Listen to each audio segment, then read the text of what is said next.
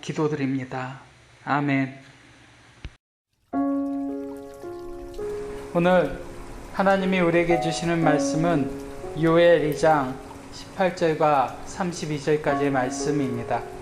우리 이 자리에서 함께 예배한다는 그 마음을 가지고 하나님이 오늘 우리에게 주신 말씀 함께 봉독하도록 하겠습니다.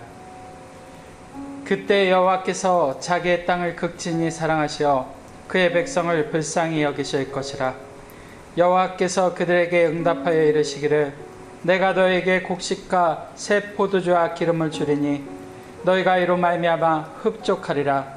내가 다시는 너희가 나라들 가운데서 욕을 당하지 않게 할 것이며 내가 북쪽 군대를 너희에게서 멀리 떠나게 하여 메마르고 적막한 땅으로 쫓아내리니 그 앞에 부대는 동해로 그 뒤에 부대는 서해로 들어갈 것이라. 상한 냄새가 일어나고 악취가 오르르니 이는 큰 일을 행하였음이니라 하시리라. 땅이여 두려워하지 말고 기뻐하며 즐거워할지어다. 여호와께서 큰 일을 행하셨음이로다. 들짐승들아 두려워하지 말지어다. 들의 풀이 싹이 나며 나무가 열매를 맺으며 무화과 나무와 포도나무가 다 힘을 내는도다. 시온의 자녀들아 너희는 너희 하나님인 여호와로 말미암아 기뻐하며 즐거워할지어다.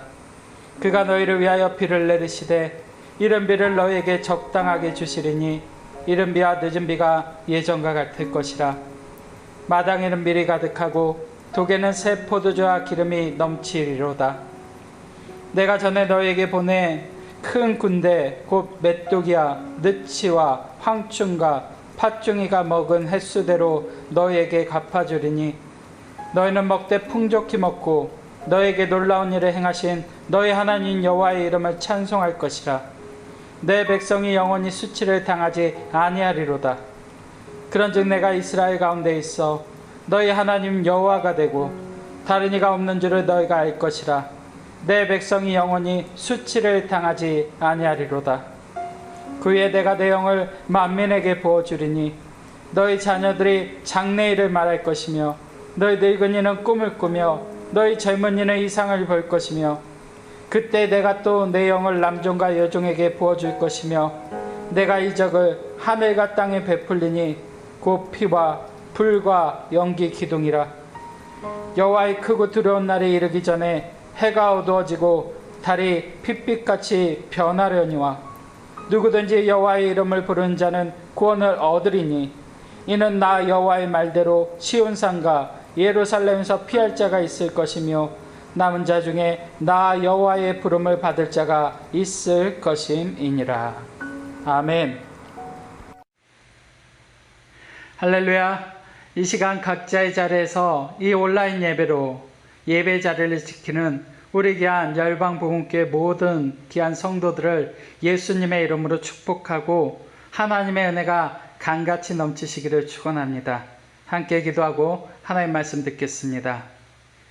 하나님, 요엘 시대에 그 땅을 덮은 메뚜기 떼처럼 이 시대에 코로나 바이러스가 이 땅을 덮고 그로 인해 이 땅의 교회 문이 닫히고 하나님의 성전에서 예배하는 기쁨을 빼앗겼습니다.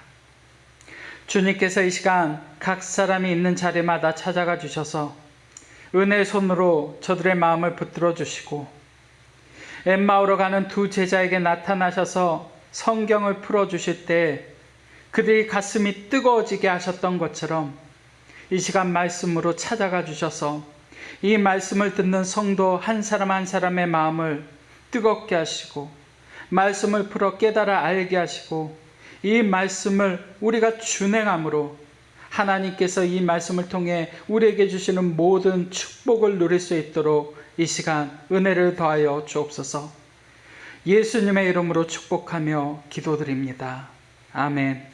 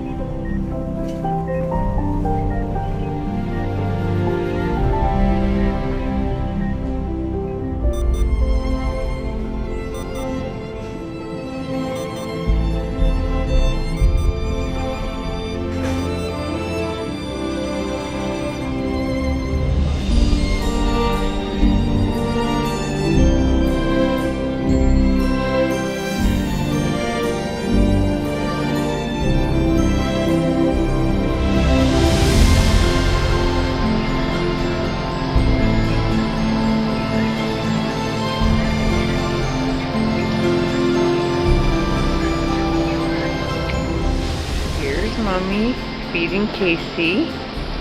Very special day.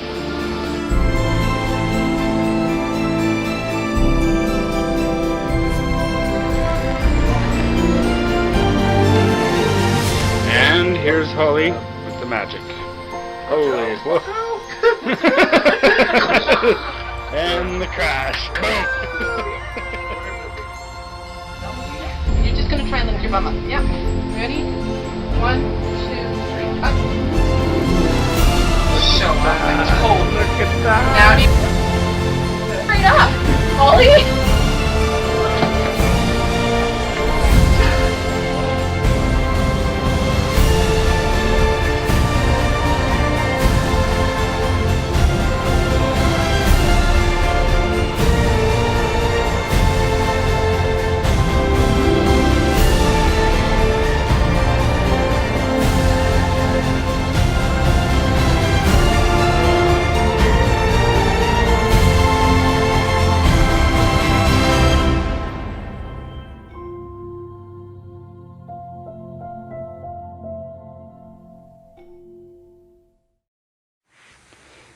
저는 오늘 극진히 사랑하시어 그의 백성을 불쌍히 여기실 것이라 주님 주신 말씀 본문과 제목으로 하나님 말씀 증거하겠습니다.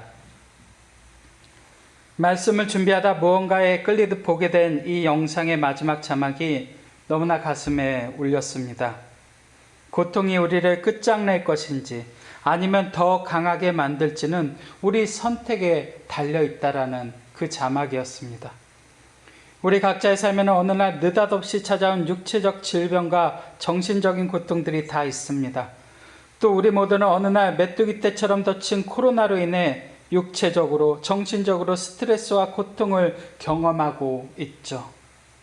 코로나는 우리의 일상을 메뚜기처럼 갉아먹고 우리가 성전에서 예배하던 기쁨까지 삼키고 있습니다. 이 코로나 고통이 언제 끝나게 될지 아무도 몰라요.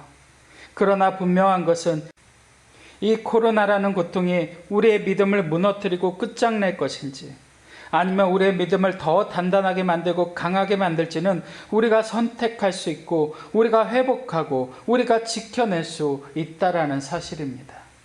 야베스는 그가 태어났을 때 그의 어머니가 그의 이름을 슬픔을 더한다, 고통을 더한다라는 뜻의 고통이라고 지었어요.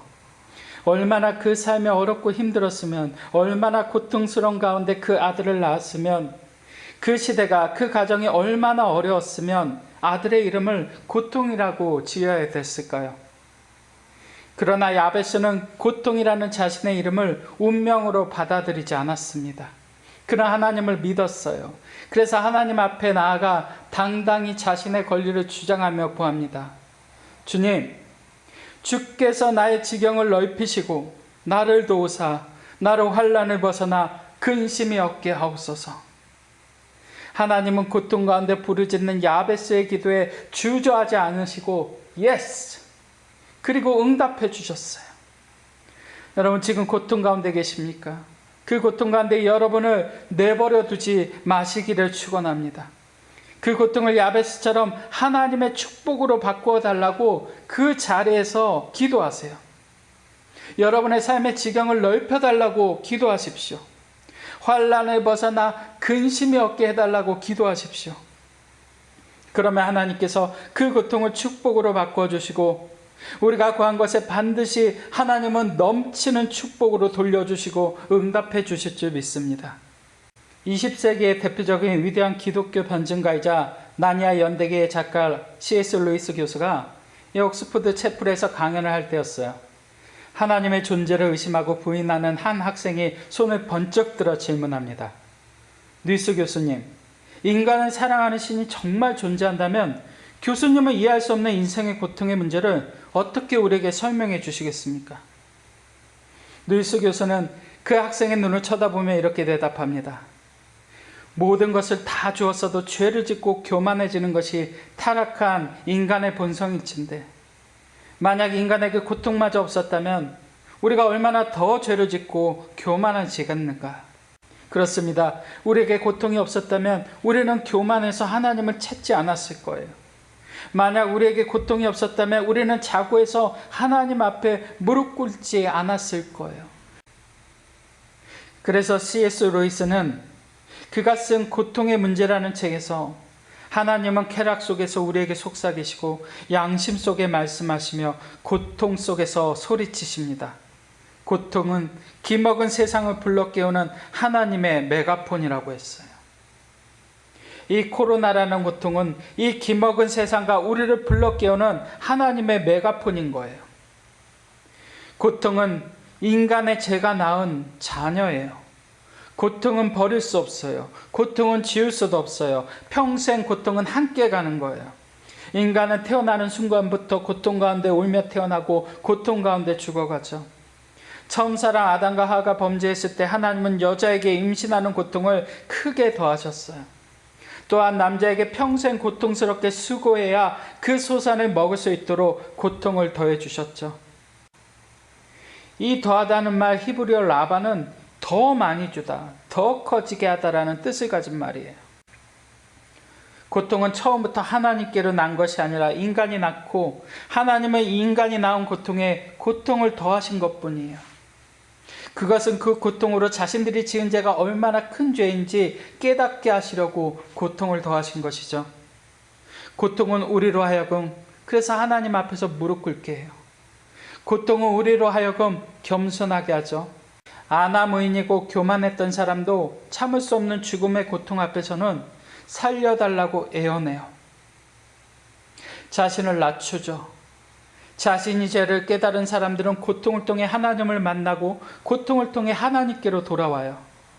그런 의미에서 고통은 죄인된 인간을 하나님께로 돌아오게 하시는 하나님의 분명한 이정표라고 할 수 있어요. 또 고통은 우리를 살리시기 위해 주신 하나님의 사랑의 회초리라고 할 수 있죠. 만약 하나님께 매만 맞고 끝나면 그 고통은 우리에게 아무런 유익이 되지 못해요.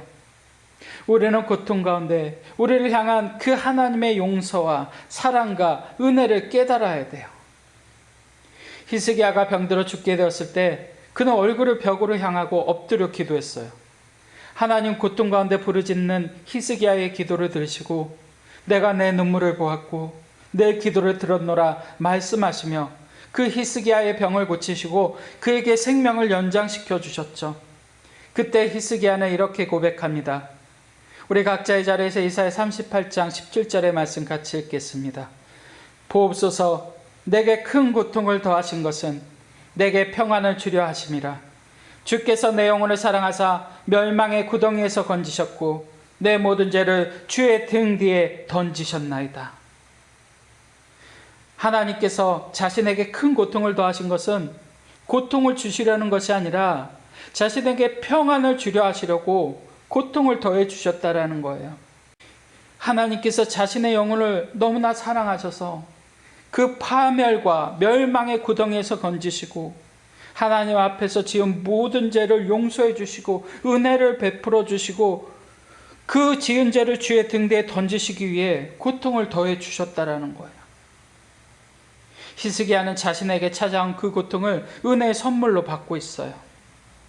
만약 히스기야의 인생 가운데 이 고통이 없었다면 그도 다른 왕들처럼 하나님 앞에서 범죄한 왕으로 끝났을 거예요.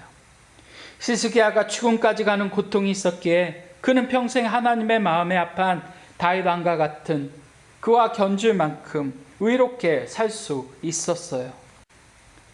만약 사도 바울에게 육체의 가시가 없었다면 바울은 교만 가운데 빠져 이방인의 사도로서의 역할을 감당하지 못했을 거예요. 바울은 자신이 하나님께 받은 것이 너무나 크므로 자고하지 않게 하시려고 자신의 육체에 가시를 주셨다고 했어요. 육체의 가시의 고통이 올 때마다 사도 바울은 자신의 교만을 다시 한번 하나님 앞에 내려놓고 하나님 앞에 엎드려 매달려 기도할 수 있었어요. 만약 우리에게 지금 떠나지 않는 육체의 가시와 같은 고통이 있다면 그것은 하나님께서 우리를 너무나 사랑하시는 증거 중에 하나예요. 제가 통풍과 결석이 있기에 사도 바울의 마음을 누구보다도 잘 알죠. 정말 이 땅같이 통풍과 결석의 증상이 올 때마다 하나님 앞에 저절로 엎드리게 되죠. 만약 하나님께서 범죄한 인간에게 고통을 더하지 않으셨다면 인간은 다시 교만해져 하나님 앞에서 교만의 바벨탑을 쌓고 마음껏 범죄하며 다른 사람을 정죄하고 살인하고 간음하고 도적질하며 무정하고 원망하며 하나님의 이름을 욕되게 하고 순리대로 쓸 것을 영리대로 쓰면서 결국 자신의 욕심을 채우려고 자신이 원하는 선악과를 먹고 하나님을 피해 숨고 결국은 회개하지 않고 떠나가게 될 거예요. 하나님은 우리의 죄로 고통을 더하시지만 우리가 고통 가운데 부르짖을 때 외면하지 않으세요. 하나님의 애굽에서 신음하고 고통 가운데 부르짖는 그 이스라엘 백성들의 부르짖음을 외면하지 않으시고 죽음의 강에서 건지신 모세를 보내셔서 그 이스라엘 백성들을 죄와 고통의 땅에서 모세처럼 그들을 건져내셨어요. 하나님은 고통받는 자녀들의 신음까지도 들으세요.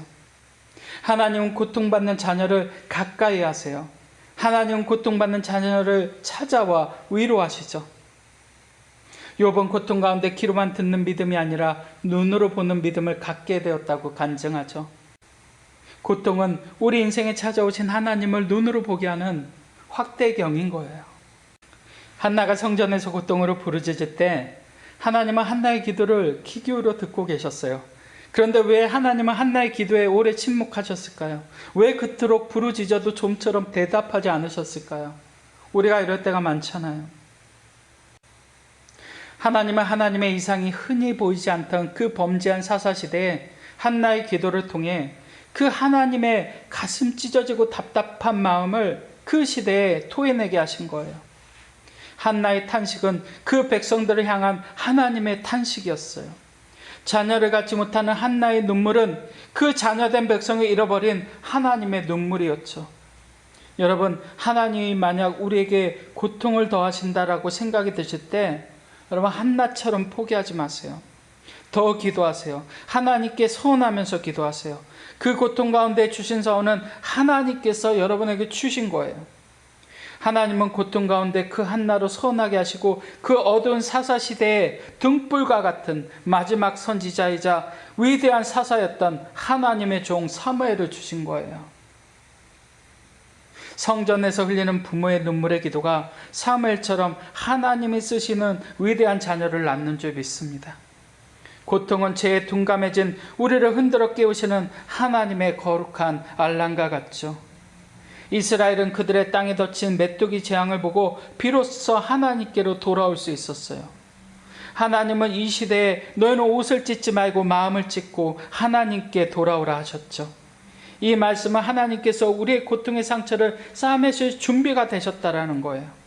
언제든 우리가 마음을 찢고 하나님께로 돌아오면 하나님께서 위로해 주시고 고쳐주시고 다독이면서 낫게 하시고 축복해 주시겠다라고 약속해 주시는 것이죠. 아무리 큰 고통도요, 하나님이 만지시면 낫지 못할 고통은 없는 거예요. 우리 오늘 본문 18절의 말씀 같이 읽겠습니다. 그때 여호와께서 자기의 땅을 극진히 사랑하시어 그의 백성을 불쌍히 여기실 것이라. 이 그때는 여호와의 날이죠. 그 여호와의 날에 하나님께서 자기의 땅을 극진히 사랑하실 때요. 2장 17절 이전까지는 하나님의 심판이에요. 그러나 2장 18절부터는 하나님의 축복의 메시지가 우리에게 전해지죠. 하나님은 그의 백성을 불쌍히 여겨주신다라고 하셨어요. 자녀가 고통 가운데 있을 때 지켜보는 부모의 마음은 더 찢어지고 아픈 거예요. 소명이가 아마 4살 때였던 것 같아요. 처음으로 열이 38도, 40도 가까이 올랐을 때 옆에서 지켜보는 아비 된 저의 마음은 찢어지는 것 같았어요. 엄마의 마음도 그랬겠죠. 방에서 무릎을 꿇고 하나님께 차라리 나를 벌하시고 어린 아들을 낳게 해달라고 눈물로 기도했어요. 저절로 눈물이 나더라고요. 어린 아들은 고통 가운데 신음하다 잠이 들었지만 아들이 잠든 뒤에도 부모인 저는 잠들지 못했어요. 잠시 피곤해서 잠에 들었어도요, 아들의 작은 신음소리에도 놀라서 벌떡 일어나 아들을 살피는 것이 부모의 마음이에요.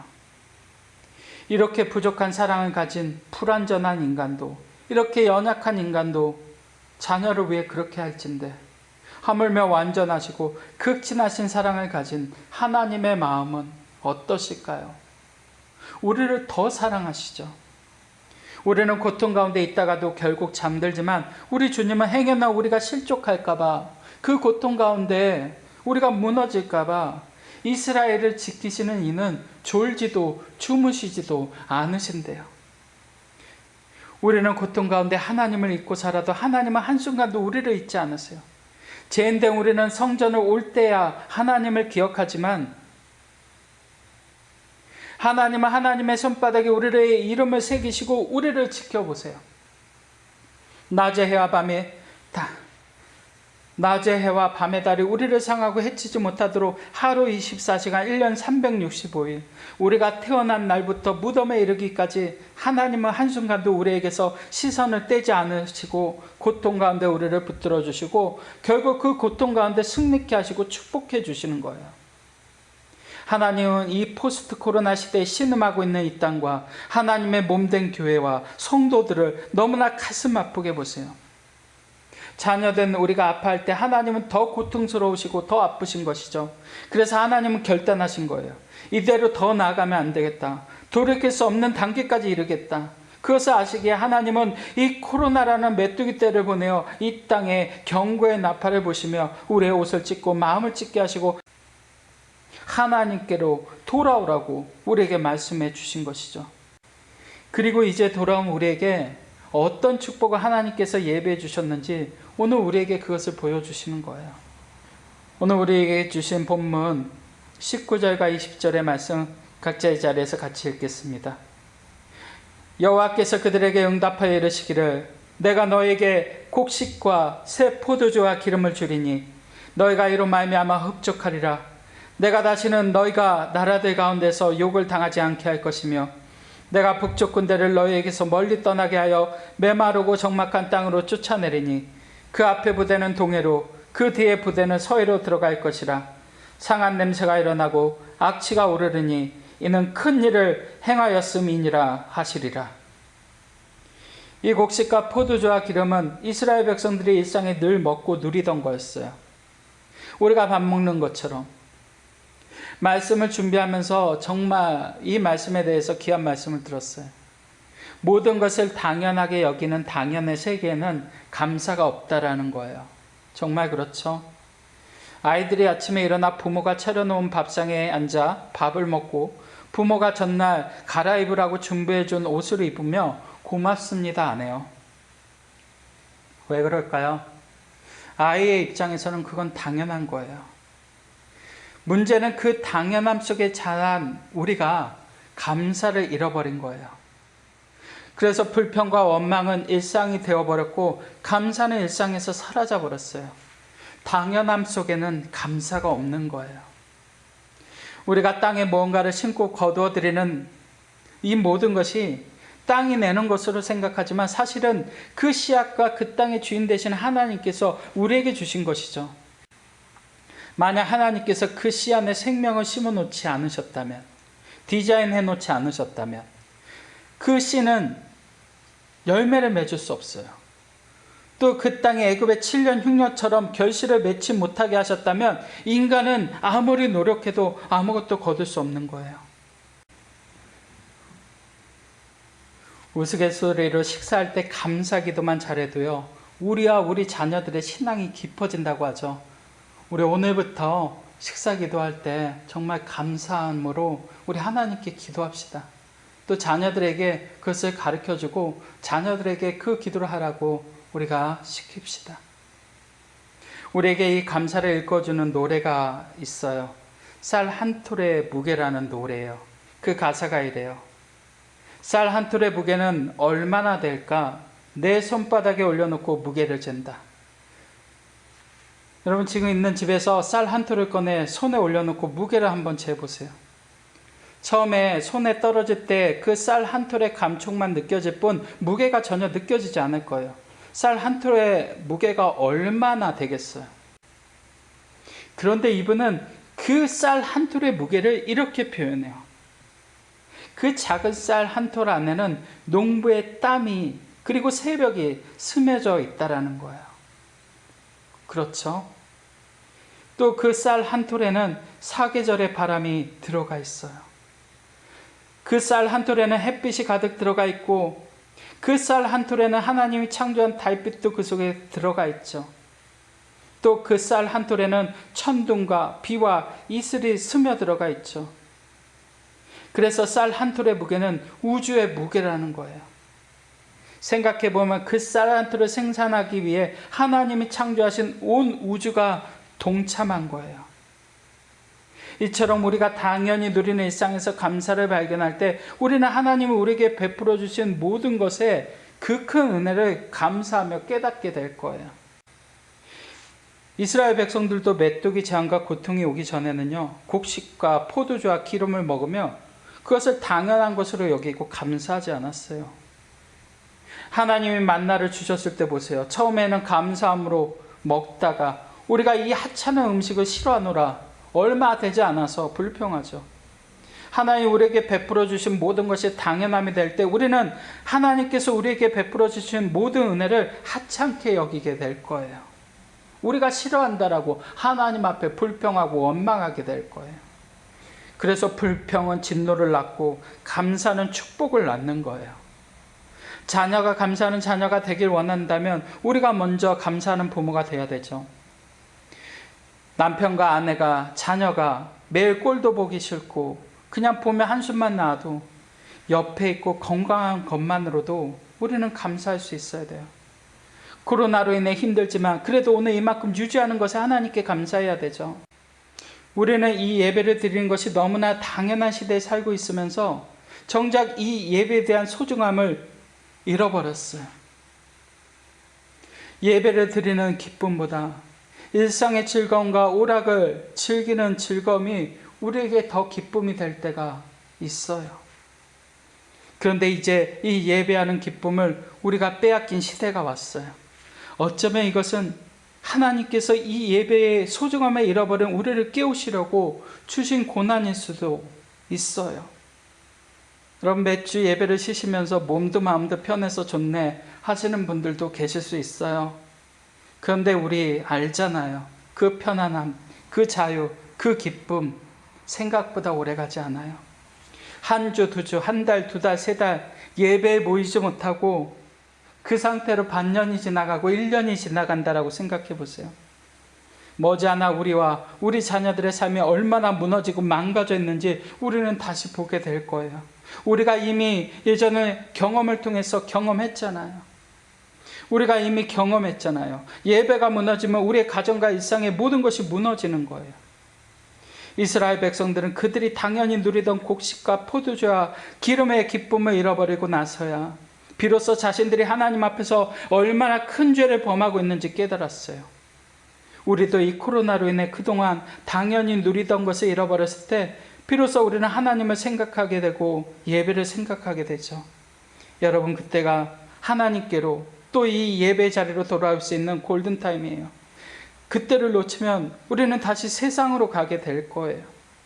점점 더 하나님으로부터 멀어져 결국 우리는 돌이킬 수 없는 여호와의 심판의 날을 맞을 수도 있어요. 고통이 고통으로 끝나느냐 아니면 그 고통이 축복으로 열매 맺느냐는 결국 우리의 선택인 거예요. 고통의 자리에서 벗어나 기쁨의 자리로 돌아오는 우리가 되기를 바랍니다.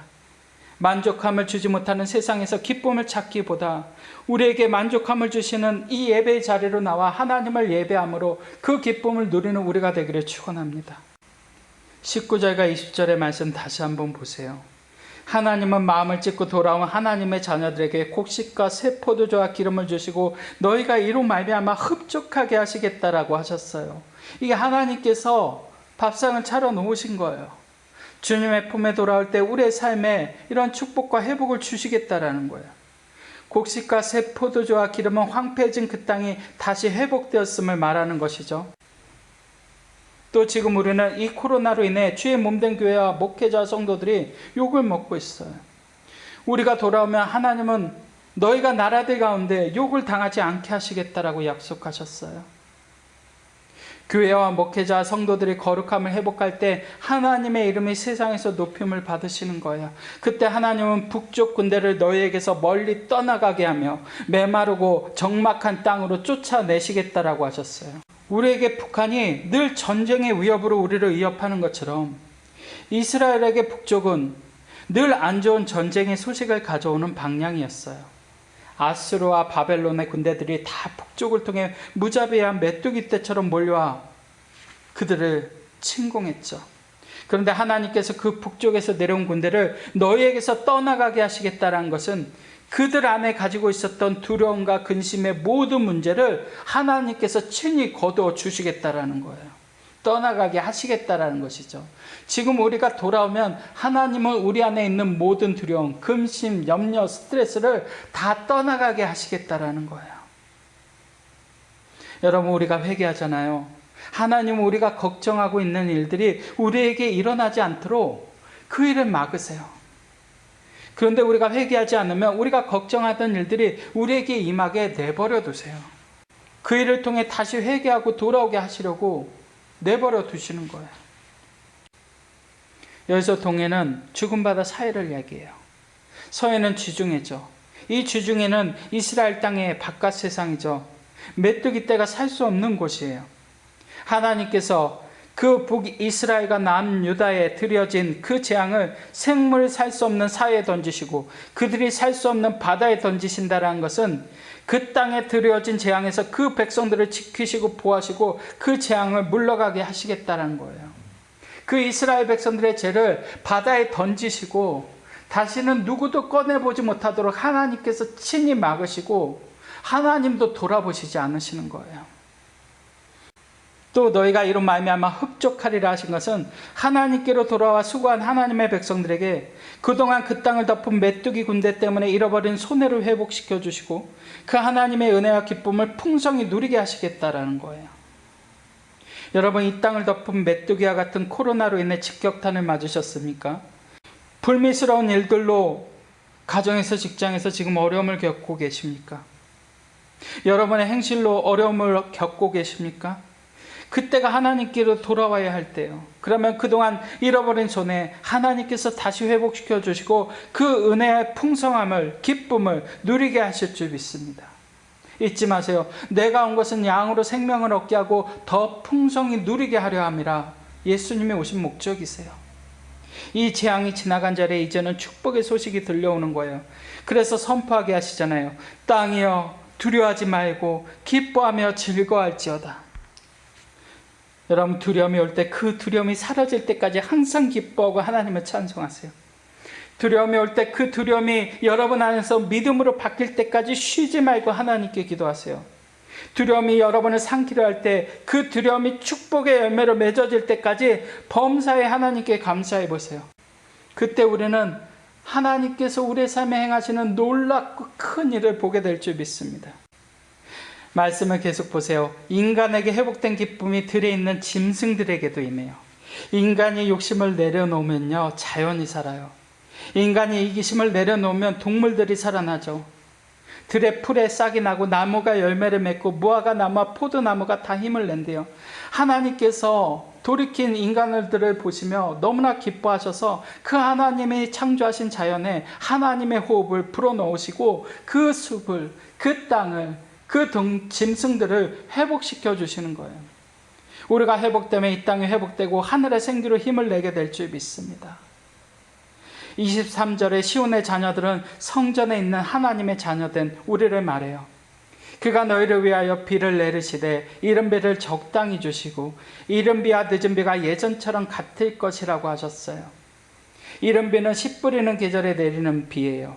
유대인들에게는 가을이고 우리에게는 봄이죠. 늦은 비는 수확을 앞두고 곡식을 여물게 할 때 내리는 비예요. 유대인에게는 봄이고 우리에게는 추수의 계절 가을이에요. 결국 이른 비와 늦은 비는 우리가 수고한 모든 일에 하나님께서 그 처음부터 그 열매를 거둘 때까지 그 은혜의 비를 내려주셔서 소출을 나게 하시고 열매를 풍성히 거두게 하시겠다라는 거예요. 하나님께서 책임져 주신대요. 여러분, 얼마나 좋아요. 우리 기업에 하나님이 사장 되시면 얼마나 좋아요. 우리의 가정에 하나님이 가장 되시면 얼마나 좋아요. 우리의 교회에 하나님이 머리 되시니 얼마나 좋아요. 이 이른 비와 늦은 비의 축복이 각자의 자리에서 예배하는 우리 귀한 성도들과 또한 귀한 신우에 또 이 말씀을 들으시는 모든 가정마다 일터마다 임하시기를 축원합니다. 하나님의 행하시는 그 결과로 마당에는 밀이 가득하고 독에는 새 포도주와 기쁨이 넘치게 하시겠다라고 하셨어요. 그런데 그 축복이요, 한 해로 끝나는 것이 아니래요. 그 메뚜기 군대가 먹은 횟수대로 너희에게 갚아주시겠다라고 하셨어요. 모든 순회를 넘치도록 채워주시겠다라는 거예요. 그리고 그곳에서 하나님의 백성들이 풍족히 먹고 수치를 당하지 않게 될 것이라고 선포하셨어요. 이 요의 말씀을 보면서 정말 이 시대에 우리에게 주시는 하나님의 말씀인 것을 정말 깨닫게 돼요. 다른 사람에게 책임을 전가하고 다른 사람을 마녀 사랑하듯 꼬리표를 붙이고 손가락질하는 것을 영어로 레이블링이라고 하죠. 이 레이블을, 즉 딱지를 어떤 대상에게 붙이고 비판하는 것이죠. 지금 한쪽으로 치친 일부의 교회와 목회자와 성도들로 인해 이 시대의 모든 교회가 마치 이단 신천지처럼 낙인이 찍히고요, 강신도 집단들처럼 하나님을 믿지 않는 세상 사람들에게 손가락질 당하고 있어요. 정부와 언론은 모든 감염의 원인이 교회발 간염인 듯 강조하면서 연일 뉴스를 쏟아내고 있어요. 정부의 방역 지침을 잘 지키며 예배 자리를 지키던 교회들까지 코로나의 진원지인 것처럼 몰아가고 있죠. 하나님은 아세요. 그래서 하나님은 우리에게 어떻게 하시겠다라는 그 방법을 우리에게 보여주시는 것이 이 요엘서에 담겨져 있는 하나님의 메시지거든요. 하나님은 내가 이스라엘 가운데 있어 너희 하나님 여호와가 되고 다른 이가 없는 줄을 너희가 알 것이며 내 백성이 영원히 수치를 당하지 아니하리로다 말씀하셨어요. 하나님께서 우리를 책임져 주시겠다라는 거예요. 또 하나님은 이 모든 일을 보시며 그 해결책으로 하나님의 영을 모든 육체에 부어주시겠다라고 하셨어요. 나이가 많은 노인들, 젊은이들, 남종이나 여종이나 하나님의 영을 부어주시겠다라는 거예요. 왜요? 하나님께서 친히 임하셔서 통치하시고 하나님을 믿는 백성이 부끄럽지 않도록 하게 하시겠다라는 거예요. 여러분, 성령께서 여러분을 주장하시기를 매일 기도하시기를 바랍니다. 성령을 따라 행하세요. 그러면 육체의 욕심을 이루지 않게 될 줄 믿습니다. 이 여호와의 날이 이르를 때 하늘과 땅은 피와 불과 연기로 뒤덮이게 된다라고 말씀하셨어요. 그날에 해가 어두워지고 달이 핏빛같이 변하게 된다라고 하셨죠. 메뚜기 재앙에 이어지는 9번째 암흑 재앙과 10번째 장자의 죽음 재앙을 하나님께서 말씀하시는 거예요. 우리가 깨어있지 못할 때 이 암흑 재앙과 이 장자의 죽음 재앙이 어느 날 우리의 삶에 도적같이 임하게 될 수도 있어요. 그러니까 이것이 얼마나 무서운 심판의 날이에요. 그런데 그런 심판의 날에도 회개하고 여호와의 이름을 부를 수 있는 자는 유월절의 어린 양 피 대신 예수님의 그 보혈로 말미암아 구원을 얻게 된다는 거예요. 죽음을 넘어가게 하시는 거예요. 하나님께서 모든 암흑 가운데 빛 대신 예수님께서 우리를 구원해 주시고 길이요 진리요 생명 되신 하나님께서 우리를 지켜 보존하시는 거예요. 그 마지막 때에 하나님은 모든 육체에 이 성령을 부어주시고 하나님의 이름을 부르게 하신대요. 복음을 전하게 하시는 거예요. 그리고 하나님을 찾게 하심으로 거룩하게 하시는 것이죠. 우리는 이 시대에 우리를 손가락질하는 사람들 앞에서 더 당당하기 위해서라도 우리가 있는 자리에서 하나님을 예배해야 돼요. 또 하나님을 예배하는 하나님의 백성들의 삶은 다르다는 것을 우리의 삶을 통해 증명해야 돼요. 우리가 지금 각자 있는 자리에서 이 예배와 기도의 성벽을 쌓을 때 하나님은 우리의 예배가 무너지지 않도록 이 교회와 우리의 예배와 이 성벽을 쌓아주시고 지켜주실 줄 믿습니다. 그리고 우리를 이 마지막 때에 하나님의 비전과 꿈을 펼치시며 우리에게 손가락질하며 초롱하던 이들을 하나님께로 돌아오게 하셔서 그 앞에 엎드리게 하시고 그들의 조롱을 찬양으로 바꾸시고 수치를 영광으로 바꾸시고 우리를 통해 영광 받으시고 그 영광의 자리에 당당히 우리를 참여케 하실 줄 믿습니다. 이제 오늘 우리에게 주신 말씀 붙들고 우리 각자의 자리에서 이 성전을 향해 우리의 기도를 쌓으며 우리 하나님 앞에 우리의 찬양을 올려드리도록 하겠습니다. 이 찬양의 가사가 또 이 빈자리에 주의 백성들이 다시 돌아와 함께 예배하며 하나님의 영광을 찬양하며 소리가 주의 몸된 성전에 가득 차게 될 줄 믿습니다. 또한 이곳에 아이들이 뛰노는 소리들이 가득 차게 될 줄 믿습니다. 우리가 찬양할 때 하늘 문을 여시고 모든 이들이 영광의 주님을 보게 하여 주시옵소서. 황폐했던 이곳이 사람이 없던 성읍이 꽃들이 피고 하나님의 백성들이 가득 차서 영광의 주님을 찬양하게 하옵소서. 주의 귀한 성도들, 이 시간 떨어져 있는 기간 동안 더욱더 그 삶의 자리에서 평안과 안식을 누리며 영광의 하나님의 이름을 예배하며 각자의 자리에서 기도의 성벽을 쌓으며 주의 몸된 성전을 위해 기도하게 하옵소서. 모두가 잠들어 있는 이때 우리는 더욱 깨어 이 나라와 열방을 위해 기도하게 하옵시고, 주여 이 땅의 교회와 주의 성도들을 긍휼히 여겨 주시고 지켜 주옵소서. 우리의 예배를 통해 영광 받으시고 우리의 삶에 은혜를 베풀어 주시는 예수님의 이름으로 축복하며 기도드립니다. 아멘.